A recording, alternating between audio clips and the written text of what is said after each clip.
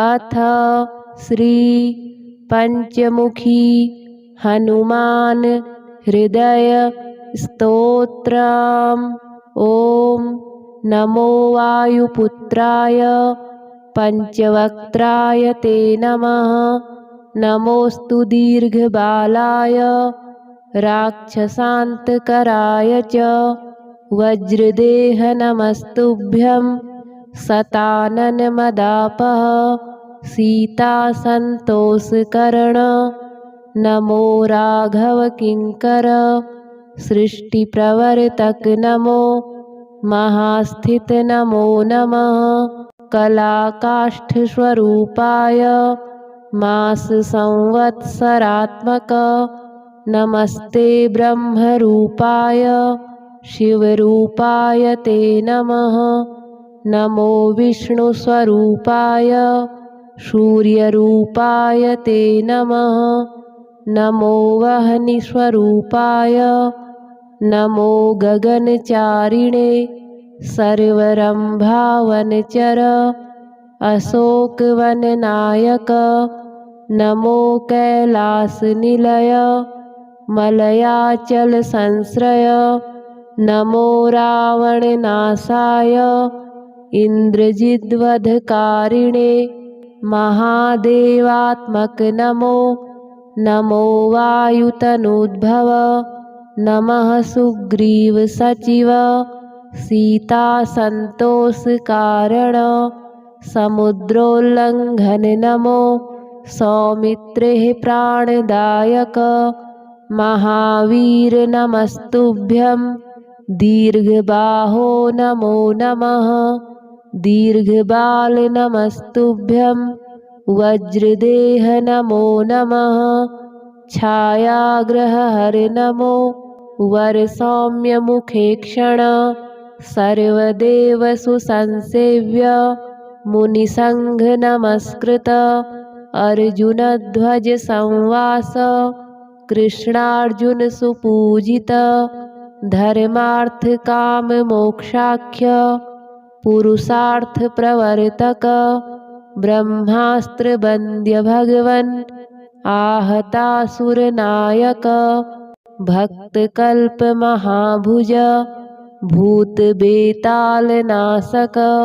दुष्टग्रह हरानंत वासुदेव नमोस्तुते।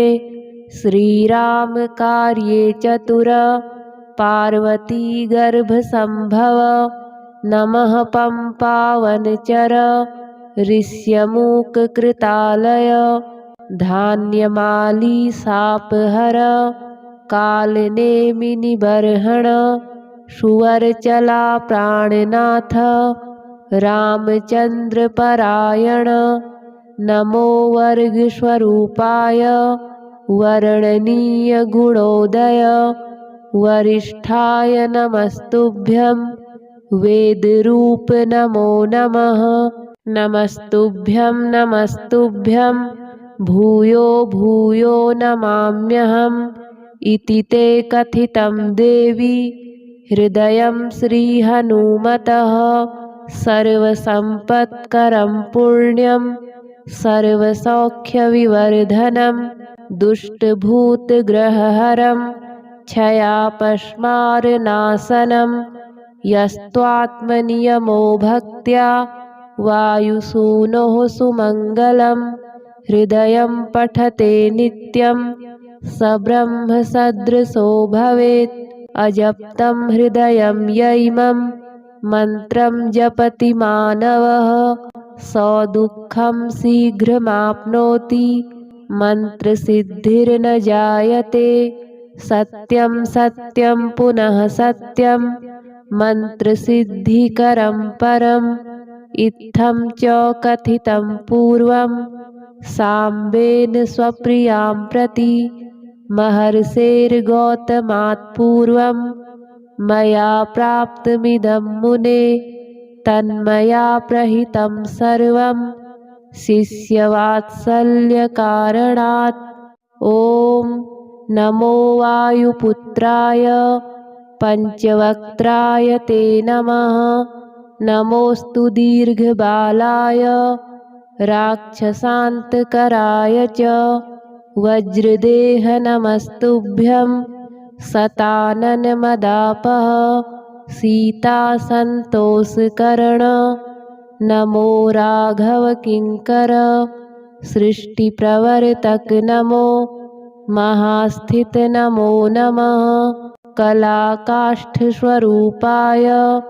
माससंवत्सरात्मक नमस्ते ब्रह्मरूपाय शिवरूपाय ते नमः नमो विष्णुस्वरूपाय सूर्यरूपाय ते नमः नमो वह्निस्वरूपाय नमो गगनचारिणे सर्वरम्भावनचर अशोकवननायक नमो कैलासनिलय मलयाचलसंश्रय नमो रावणनाशाय इन्द्रजिद्वधकारिणे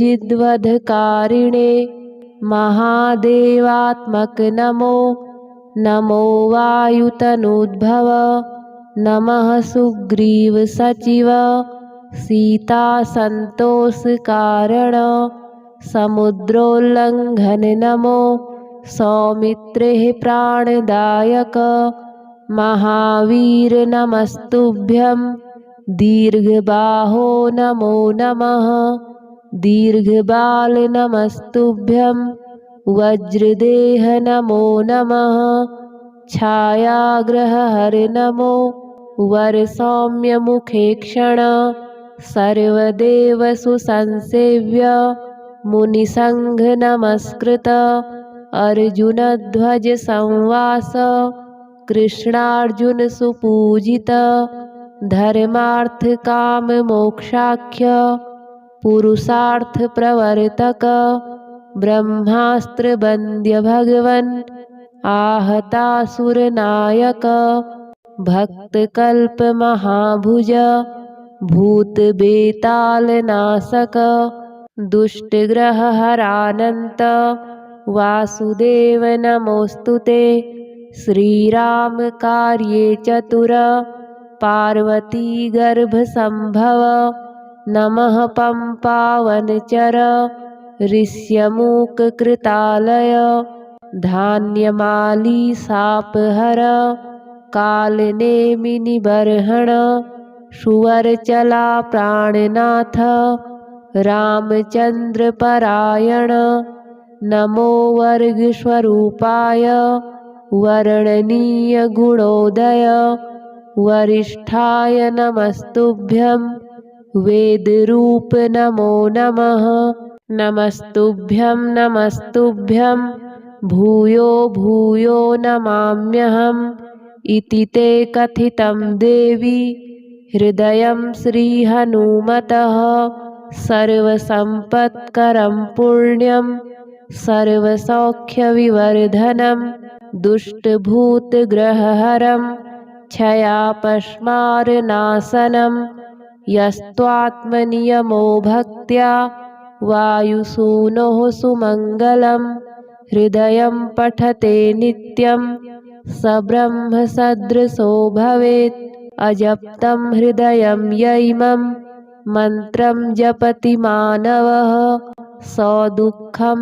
शीघ्रमाप्नोति मन्त्रसिद्धिर्न जायते सत्यं सत्यं पुनः सत्यं मन्त्रसिद्धिकरं परम् इत्थं च कथितं पूर्वं साम्बेन स्वप्रियां प्रति महर्षेर्गौतमात् पूर्वं मया प्राप्तमिदं मुने तन्मया प्रहितं सर्वं शिष्यवात्सल्यकारणात् ॐ नमो वायुपुत्राय पञ्चवक्त्राय ते नमः नमोऽस्तु दीर्घबालाय राक्षसान्तकराय च वज्रदेह नमस्तुभ्यं सताननमदापः सीतासन्तोषकरण नमो राघव किङ्कर सृष्टिप्रवर्तक नमो महास्थित नमो नमः। कलाकाष्ठस्वरूपाय मास संवत्सरात्मक नमस्ते ब्रह्मरूपाय शिवरूपाय ते नमः। नमो विष्णुस्वरूपाय सूर्यरूपाय ते नमः।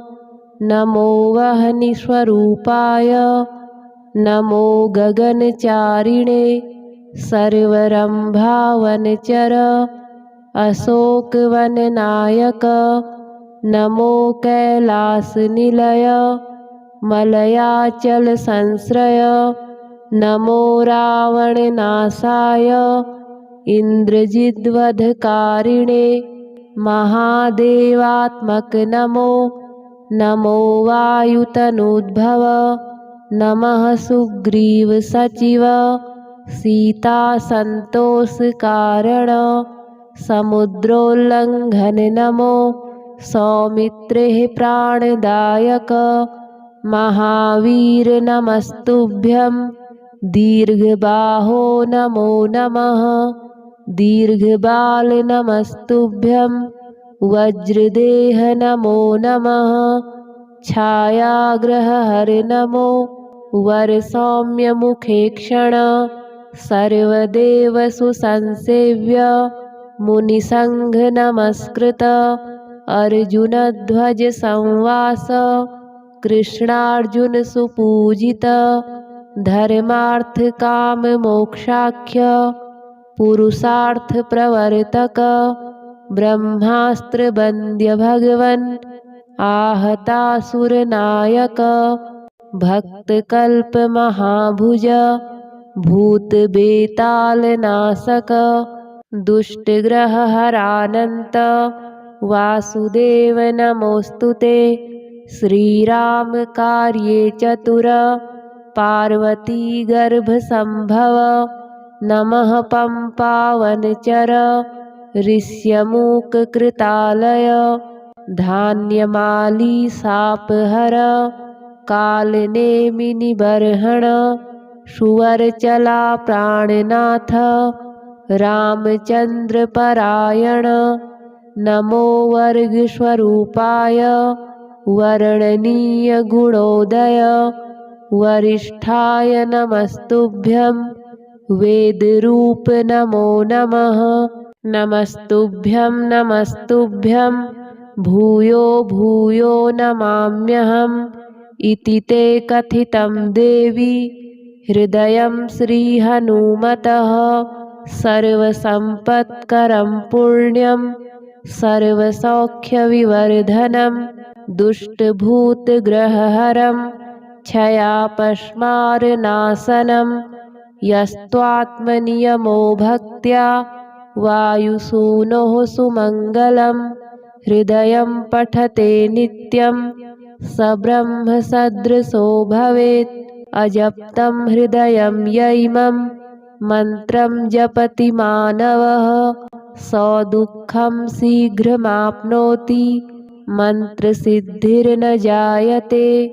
सत्यं सत्यं पुनः सत्यं मन्त्रसिद्धिकरं परम् इत्थं च कथितं पूर्वं साम्बेन स्वप्रियां प्रति महर्षेर्गौतमात् पूर्वं मया प्राप्तमिदं मुने तन्मया प्रहितं सर्वं शिष्यवात्सल्यकारणात्। ॐ नमो वायुपुत्राय पंचवक्त्राय ते नमः। नमोस्तु दीर्घबालाय राक्षसान्तकराय च वज्रदेह नमस्तुभ्यं। शताननमदापः सीतासन्तोषकरण नमो राघवकिङ्कर सृष्टिप्रवर्तक नमो महास्थित नमो नमः। कलाकाष्ठस्वरूपाय मास संवत्सरात्मक नमस्ते ब्रह्मरूपाय शिवरूपाय ते नमः। नमो विष्णुस्वरूपाय सूर्यरूपाय ते नमः। नमो वह्निस्वरूपाय नमो गगनचारिणे सर्वरम्भावनचर अशोकवननायक नमो कैलासनिलय मलयाचलसंश्रय नमो रावणनाशाय इन्द्रजिद्वधकारिणे महादेवात्मक नमो। नमो वायुतनोद्भव नमः सुग्रीवसचिव सीतासन्तोषकारण समुद्रोल्लङ्घन नमो। सौमित्रेः प्राणदायक महावीर नमस्तुभ्यं। दीर्घबाहो नमो नमः। दीर्घबाल नमस्तुभ्यं। वज्रदेह नमो नमः। छायाग्रहहर नमो।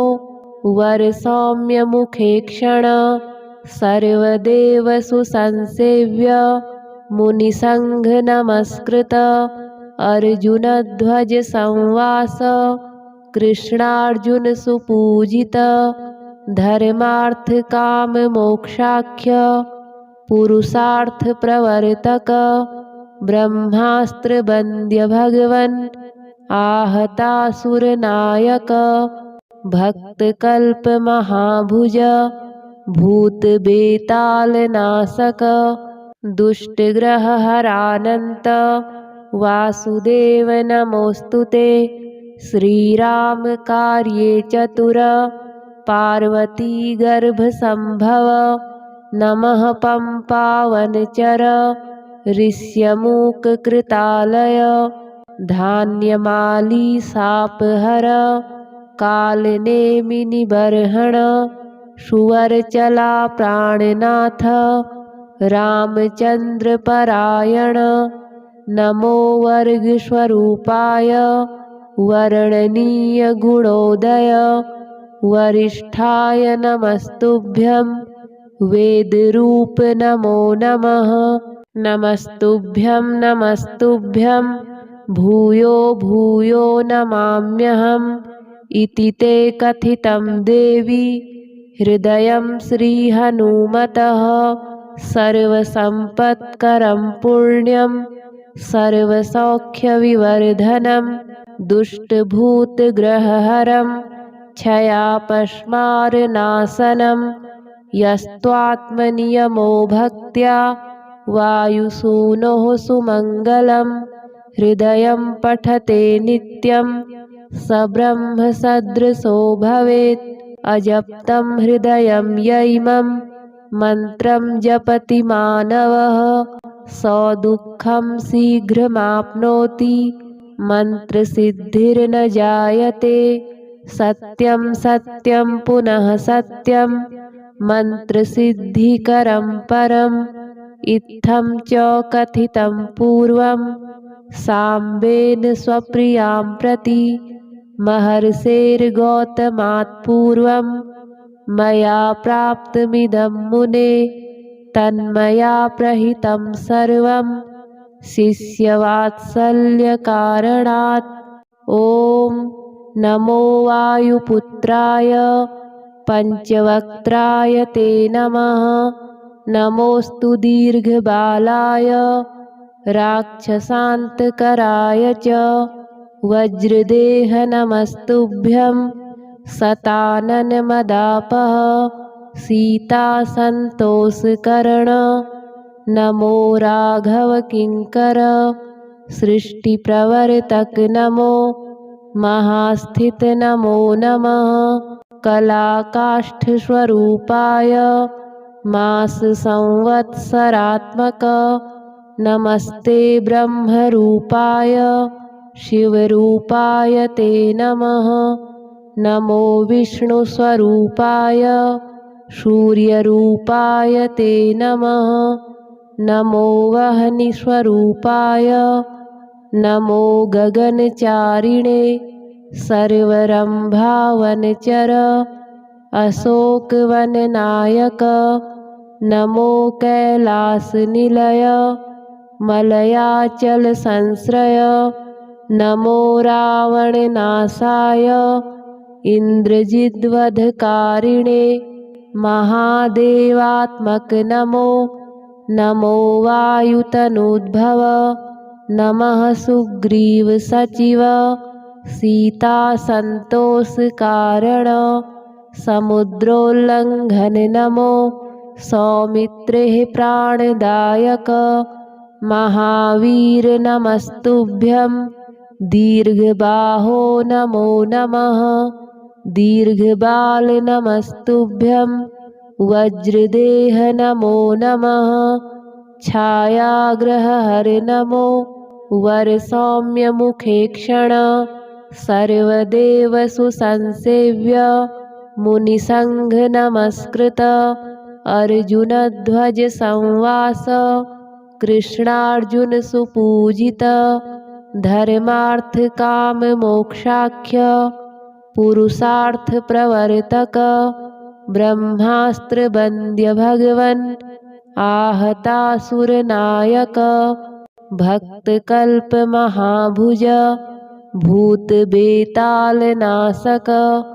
दुष्टग्रहहरानन्त वासुदेव नमोऽस्तुते श्रीराम कार्ये चतुर पार्वती गर्भसंभव नमः पंपावनचर ऋष्यमूककृतालय धान्यमाली सापहर कालनेमिनिबर्हण सुवरचला प्राणनाथ रामचन्द्रपरायण नमो वर्गस्वरूपाय वर्णनीय गुणोदय वरिष्ठाय नमस्तुभ्यं वेदरूप नमो नमः नमस्तुभ्यं नमस्तुभ्यं भूयो भूयो नमाम्यहम् इति ते कथितं देवी हृदयं श्रीहनुमतः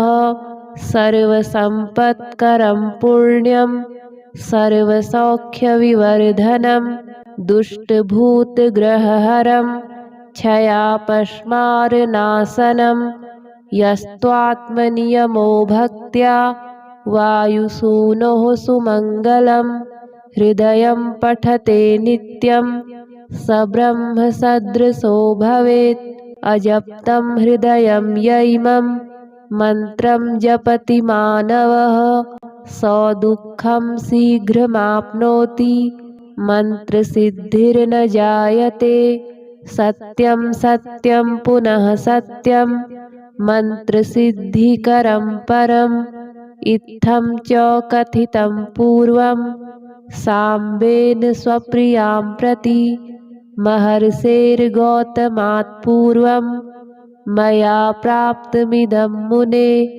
तन्मया प्रहितं सर्वं शिष्यवात्सल्यकारणात् ॐ नमो वायुपुत्राय पञ्चवक्त्राय ते नमः नमोऽस्तु दीर्घबालाय राक्षसान्तकराय च वज्रदेह नमस्तुभ्यं शताननमदापः सीतासन्तोषकरण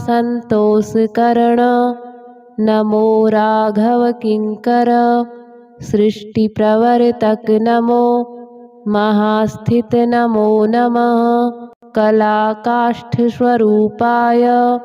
माससंवत्सरात्मक नमस्ते ब्रह्मरूपाय शिवरूपाय ते नमः नमो विष्णुस्वरूपाय सूर्यरूपाय ते नमः नमो वह्निस्वरूपाय नमो गगनचारिणे सर्वरम्भावनचर अशोकवननायक नमो कैलासनिलय मलयाचलसंश्रय नमो रावणनाशाय इन्द्रजिद्वधकारिणे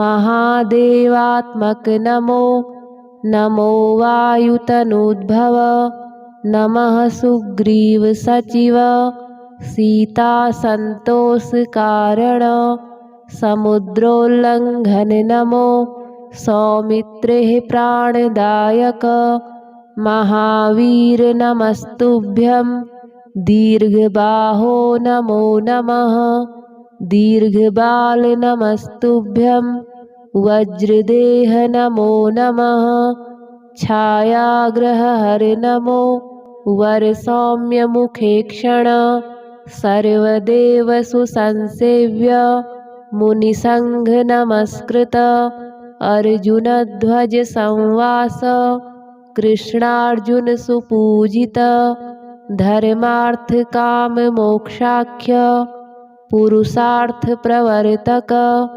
ब्रह्मास्त्र बंद्य भगवन आहतासुर नायक भक्त कल्प महाभुज भूत बेताल नासक दुष्ट ग्रह हरानंत वासुदेव नमोस्तुते श्रीराम कार्ये चतुर पार्वती गर्भ संभव नमः पंपावनचर ऋष्यमूक कृतालय धान्यमाली सापहर कालनेमि निबर्हण सुवरचला प्राणनाथ रामचंद्र परायण नमो वर्गस्वरूपाय वर्णनीय गुणोदय वरिष्ठाय नमस्तुभ्यं वेदरूप नमो नमः नमस्तुभ्यं नमस्तुभ्यं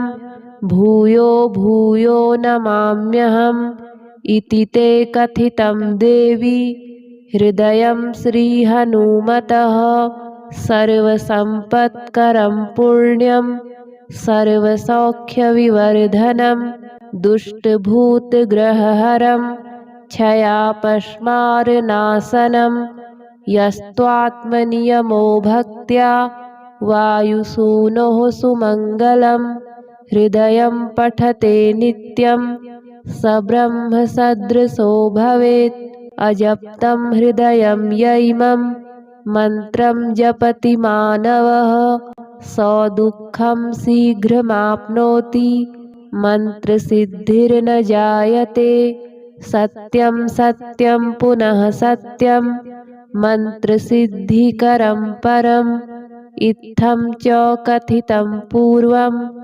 साम्बेन स्वप्रियां प्रति महर्षेर्गौतमात् पूर्वं मया प्राप्तमिदं मुने तन्मया प्रहितं सर्वं शिष्यवात्सल्यकारणात् ॐ नमो वायुपुत्राय पञ्चवक्त्राय ते नमः नमोऽस्तु दीर्घबालाय राक्षसान्तकराय च वज्रदेह नमस्तुभ्यं शताननमदापः सीतासन्तोषकरण नमो राघवकिङ्कर सृष्टिप्रवर्तक नमो महास्थित नमो नमः कलाकाष्ठस्वरूपाय माससंवत्सरात्मक नमस्ते ब्रह्मरूपाय शिवरूपाय ते नमः नमो विष्णुस्वरूपाय सूर्यरूपाय ते नमः नमो वह्निस्वरूपाय नमो गगनचारिणे सर्वरम्भावनचर अशोकवननायक नमो कैलासनिलय मलयाचलसंश्रय नमो रावणनाशाय इन्द्रजिद्वधकारिणे महादेवात्मक नमो नमो वायुतनूद्भव नमः सुग्रीवसचिव सीतासन्तोषकारण समुद्रोल्लंघन नमो सौमित्रे प्राणदायक महावीर नमस्तुभ्यं दीर्घबाहो नमो नमः दीर्घबाल नमस्तुभ्यं वज्रदेह नमो नमः। छायाग्रहहर नमो वरसौम्यमुखेक्षण। सर्वदेव सुसंसेव्य मुनिसंघ नमस्कृत। अर्जुनध्वज संवास कृष्णार्जुन सुपूजित। धर्मार्थ काम मोक्षाख्य पुरुषार्थ प्रवर्तक। ब्रह्मास्त्र बंद्य भगवन् आहतासुर नायक। भक्त कल्प महाभुज भूत बेताल नासक। दुष्ट ग्रह हरानंत वासुदेव नमोस्तुते। श्रीराम कार्ये चतुर पार्वती गर्भ संभव। नमः पंपावनचर ऋष्यमूक कृतालय। धान्यमाली सापहर कालनेमि निबर्हण। सुवरचला प्राणनाथ रामचंद्र परायण। नमो वर्गस्वरूपाय वर्णनीय गुणोदय। वरिष्ठाय नमस्तुभ्यं वेदरूप नमो नमः। नमस्तुभ्यं नमस्तुभ्यं भूयो भूयो नमाम्यहम्। इति ते कथितं देवी हृदयं श्रीहनुमतः। सर्वसम्पत्करं पुण्यं सर्वसौख्यविवर्धनं। दुष्टभूतग्रहहरं क्षयापस्मारनाशनं।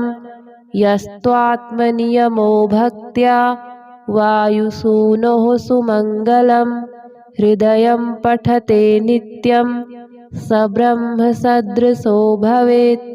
अजप्तं हृदयं यैमं मन्त्रं जपति मानवः सो दुःखं शीघ्रमाप्नोति। मन्त्रसिद्धिर्न जायते सत्यं सत्यं पुनः सत्यं। मन्त्रसिद्धिकरं परम् इत्थं च कथितं पूर्वं। साम्बेन स्वप्रियां प्रति महर्षेर्गौतमात् पूर्वं। मया प्राप्तमिदं मुने तन्मया प्रहितं सर्वं। शिष्यवात्सल्यकारणात्। ॐ नमो वायुपुत्राय पञ्चवक्त्राय ते नमः। नमोऽस्तु दीर्घबालाय राक्षसान्तकराय च। वज्रदेह नमस्तुभ्यं शताननमदापः सीतासन्तोषकरण। नमो राघव किङ्कर सृष्टिप्रवर्तक। नमो महास्थित नमो नमः। कलाकाष्ठस्वरूपाय माससंवत्सरात्मक। नमस्ते ब्रह्मरूपाय शिवरूपाय ते नमः। नमो विष्णुस्वरूपाय सूर्यरूपाय ते नमः। नमो वह्निस्वरूपाय नमो गगनचारिणे। सर्वरम्भावनचर अशोकवननायक। नमो कैलासनिलय मलयाचलसंश्रय। नमो रावणनाशाय इन्द्रजिद्वधकारिणे। महादेवात्मक नमो। नमो वायुतनूद्भव। नमः सुग्रीवसचिव सीतासन्तोषकारण। समुद्रोल्लङ्घन। नमो सौमित्रेः प्राणदायक। महावीर नमस्तुभ्यं दीर्घबाहो नमो नमः। दीर्घबाल नमस्तुभ्यं वज्रदेह नमो नमः। छायाग्रहहर नमो वरसौम्यमुखेक्षण। सर्वदेव सुसंसेव्य मुनिसंघ नमस्कृत। अर्जुनध्वज संवास कृष्णार्जुन सुपूजित धर्मार्थ काम मोक्षाख्य पुरुषार्थ प्रवर्तक ब्रह्मास्त्र वन्द्य भगवन् आहतासुर नायक भक्त कल्प महाभुज भूत बेताल नाशक दुष्ट ग्रह हरानंत वासुदेव नमोस्तुते श्रीराम कार्ये चतुर पार्वती गर्भ संभव नमः पंपावनचर ऋष्यमूक कृतालय धान्यमाली सापहर कालनेमि निबर्हण सुवरचला प्राणनाथ रामचंद्र परायण नमो वर्गस्वरूपाय वर्णनीय गुणोदय वरिष्ठाय नमस्तुभ्यं वेदरूप नमो नमः नमस्तुभ्यं नमस्तुभ्यं भूयो भूयो नमाम्यहम् इति ते कथितं देवी हृदयं श्रीहनुमतः सर्वसम्पत्करं पुण्यं सर्वसौख्यविवर्धनं दुष्टभूतग्रहहरं क्षयापस्मारनाशनं यस्त्वात्मनियमो भक्त्या वायुसूनोः सुमङ्गलं हृदयं पठते नित्यं स ब्रह्मसदृशो भवेत् अजप्तं हृदयं यैमं मन्त्रं जपति मानवः सौदुःखं शीघ्रमाप्नोति मन्त्रसिद्धिर्न जायते सत्यं सत्यं पुनः सत्यं मन्त्रसिद्धिकरं परम् इत्थं च कथितं पूर्वं साम्बेन स्वप्रियां प्रति महर्षेर्गौतमात् पूर्वं मया प्राप्तमिदं मुने तन्मया प्रहितं सर्वं शिष्यवात्सल्यकारणात् ॐ नमो वायुपुत्राय पञ्चवक्त्राय ते नमः नमोऽस्तु दीर्घबालाय राक्षसान्तकराय च वज्रदेह नमस्तुभ्यं शताननमदापः सीतासन्तोषकरण नमो राघवकिङ्कर सृष्टिप्रवर्तक नमो महास्थित नमो नमः कलाकाष्ठस्वरूपाय माससंवत्सरात्मक नमस्ते ब्रह्मरूपाय शिवरूपाय ते नमः नमो विष्णुस्वरूपाय सूर्यरूपाय ते नमः नमो वह्निस्वरूपाय नमो गगनचारिणे सर्वरम्भावनचर अशोकवननायक नमो कैलासनिलय मलयाचलसंश्रय नमो रावणनाशाय इन्द्रजिद्वधकारिणे महादेवात्मक नमो नमो वायुतनूद्भव नमः सुग्रीवसचिव सीतासन्तोषकारण समुद्रोल्लङ्घन नमो सौमित्रेः प्राणदायक महावीर नमस्तुभ्यं दीर्घबाहो नमो नमः दीर्घबाल नमस्तुभ्यं वज्रदेह नमो नमः छायाग्रहहर नमो वरसौम्यमुखे क्षण सर्वदेवसुसंसेव्य मुनिसंघ नमस्कृत अर्जुनध्वज संवास कृष्णार्जुन सुपूजित धर्मार्थ काम मोक्षाख्य पुरुषार्थ प्रवर्तक ब्रह्मास्त्र वन्द्य भगवन् आहतासुर नायक भक्त कल्प महाभुज भूतबेतालनाशक दुष्टग्रहहरानन्त वासुदेव नमोऽस्तु ते। श्रीरामकार्ये चतुर पार्वतीगर्भसम्भव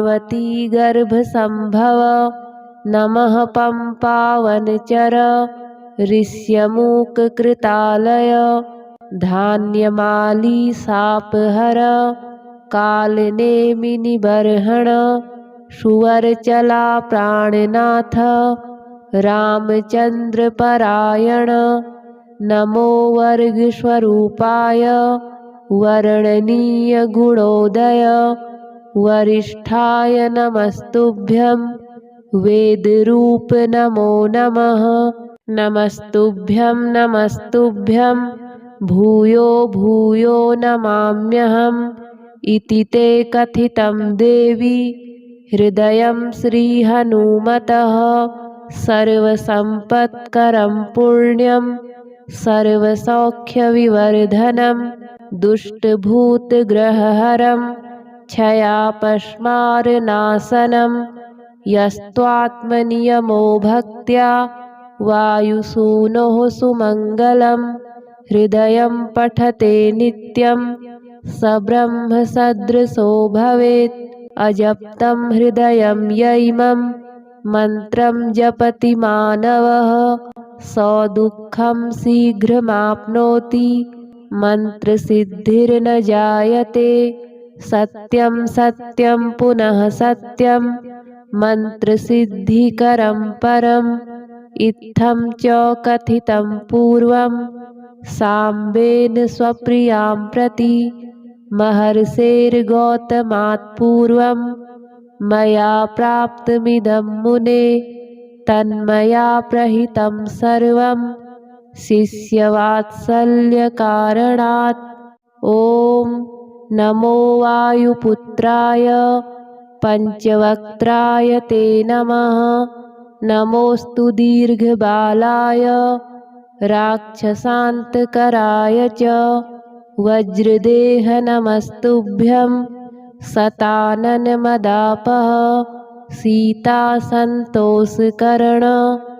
नमो राघवकिङ्कर सृष्टिप्रवर्तक नमो महास्थित नमो नमः।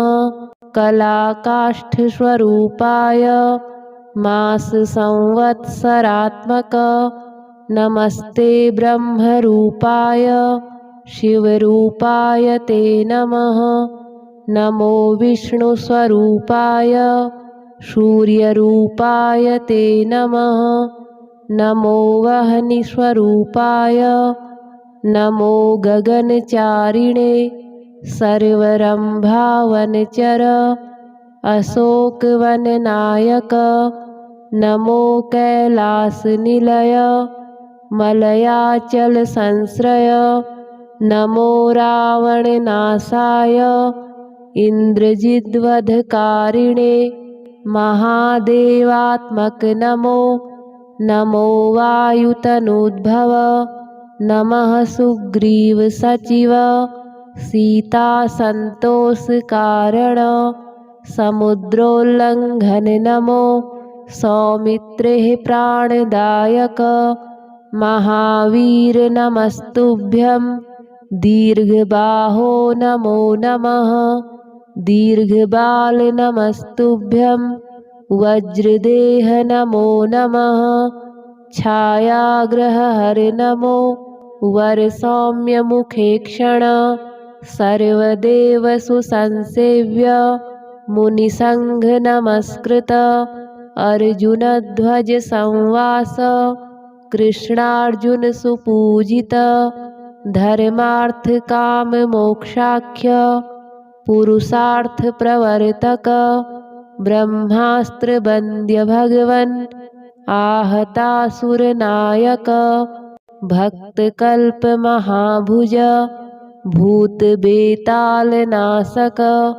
दुष्टग्रहहरानन्त वासुदेव नमोऽस्तु ते।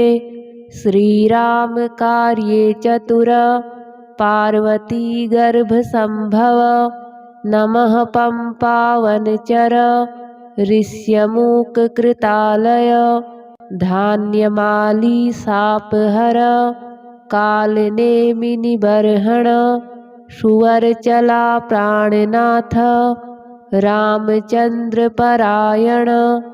नमो वर्गस्वरूपाय वर्णनीय गुणोदय वरिष्ठाय नमस्तुभ्यं वेदरूप नमो नमः नमस्तुभ्यं नमस्तुभ्यं भूयो भूयो नमाम्यहम् इति ते कथितं देवी हृदयं श्रीहनुमतः सर्वसम्पत्करं पुण्यं सर्वसौख्यविवर्धनं दुष्टभूतग्रहहरं क्षयापस्मारनाशनं यस्त्वात्मनियमो भक्त्या वायुसूनोः सुमङ्गलं हृदयं पठते नित्यं स ब्रह्मसदृशो भवेत् अजप्तं हृदयं यैमं मन्त्रं जपति मानवः स दुःखं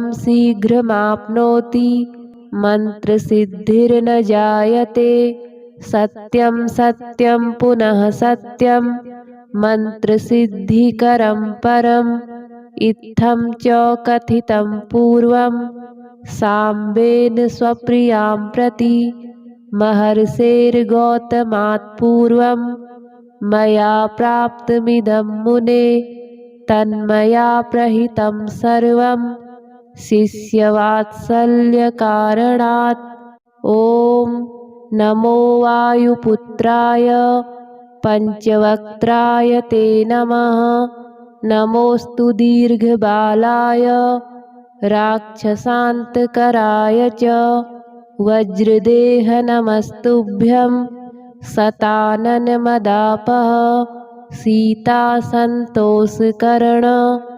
नमो राघवकिङ्कर सृष्टिप्रवर्तक नमो महास्थित नमो नमः कलाकाष्ठस्वरूपाय माससंवत्सरात्मक नमस्ते ब्रह्मरूपाय शिवरूपाय ते नमः नमो विष्णुस्वरूपाय सूर्यरूपाय ते नमः नमो वह्निस्वरूपाय नमो गगनचारिणे सर्वरम्भावनचर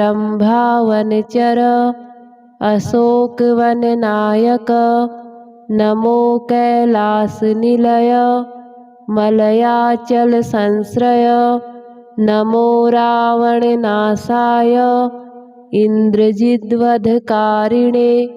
महादेवात्मक नमो नमो वायुतनूद्भव नमः सुग्रीवसचिव सीतासन्तोषकारण समुद्रोल्लङ्घन नमो सौमित्रेः प्राणदायक महावीर नमस्तुभ्यं दीर्घबाहो नमो नमः दीर्घबाल नमस्तुभ्यं वज्रदेह नमो नमः छायाग्रहहर नमो वरसौम्यमुखेक्षण सर्वदेवसुसंसेव्य मुनिसङ्घ नमस्कृत अर्जुनध्वज संवास कृष्णार्जुन सुपूजित धर्मार्थ काम मोक्षाख्य पुरुषार्थ प्रवर्तक ब्रह्मास्त्र वन्द्य भगवन् आहतासुरनायक भक्तकल्प महाभुज भूतबेतालनाशक दुष्टग्रहहरानन्त वासुदेव नमोऽस्तुते श्रीराम कार्ये चतुर पार्वती गर्भसंभव नमः पंपावनचर ऋष्यमूककृतालय धान्यमाली सापहर कालनेमिनिबर्हण सुवरचला प्राणनाथ रामचंद्रपरायण नमो वर्गस्वरूपाय वर्णनीयगुणोदय वरिष्ठाय नमस्तुभ्यं वेदरूप नमो नमः।